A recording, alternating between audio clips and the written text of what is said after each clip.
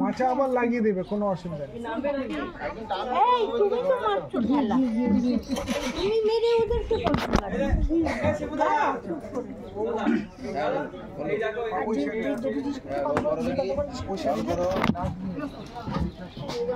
এটাও রাখতে পারো, এটাও রাখতে পারো, ঠিক আছে ঠিক আছে। হ্যাঁ আরেকটু কি আরেকটু এগিয়ে এটা করবে, এগিয়ে করবে।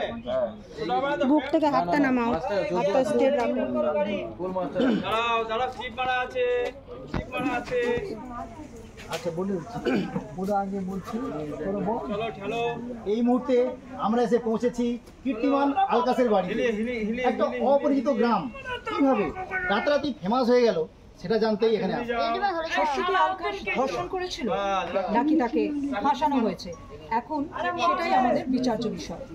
সবার চরিত্র কেমন ছিল, গ্রামের মেয়েদের সঙ্গে কেমন ব্যবহার করতো, সবই কি ঘটনা নাকি তার নেপথ্যে কিছু ঘটনাও আছে সেটা জানতে আজ গ্রামবাসীর সাথে আমরা কথা